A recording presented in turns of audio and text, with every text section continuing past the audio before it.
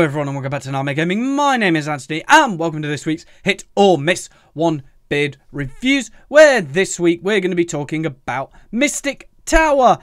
Guess who was a publisher in this? Apogee Software and Manacom, and it was developed by Animation FX. Now, this game is another oldie game. It was made in 1994.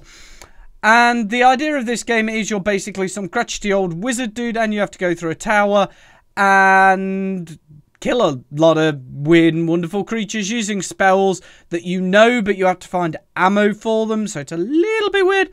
In terms of graphics, they're not bad when you look at what was available at the time. They are definitely what you want to do there. They were definitely the right graphics for the time, So, in terms of graphics and what they could and couldn't do, I have no problem against them. In terms of music, again, I can't really complain about anything.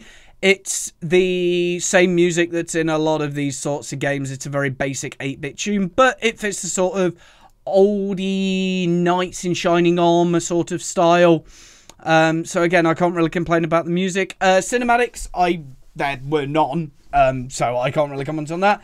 In terms of the story, you are this wizard guy who is going around these towers and destroying monsters and other such things, and you just have to go through each level and win, basically. There's not a lot to the story.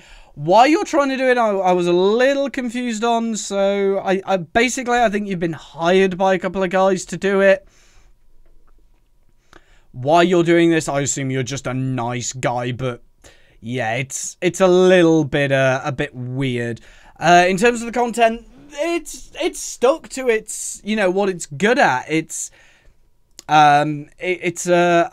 effectively a dungeon crawler, where you go through each of the rooms and then go up the tower and have to defeat everything. So I can't really moan at it too much, but it's definitely I mean, it's stuck to its guns in terms of content, but variation, not really that much. It's the same sort of dungeon crawlery thing over and over again. Controls are where I had a bit of a gripe with this game. It's in sort of the game, as you can see, is displayed in sort of a, you're looking at it, say, from a northwest. So you're at the southeast and you're looking towards northwest, but you control, up is always up. It controls based on the compass heading, not on which way you're facing. So sometimes you'll think, oh, I'll just go left. You're not actually going to your right, you're going to the game's right, which for you, where you're facing, could actually be left. So the controls can get a little finicky at times. In terms of gameplay, again, it seems a lot of the same game. Like a lot of these older games are, but I really can't say that there was much there in gameplay that wasn't really there in the, you know, in terms of content. It's the same game over and over. It's the same levels, kill monsters and leave. Well, kill monsters, find a key and leave, but that's really about it. So, do I think Mystic Towers was a hit or a miss? Back then, you'd have probably said a hit, but unfortunately, I've got to give it a miss in terms of this day and age.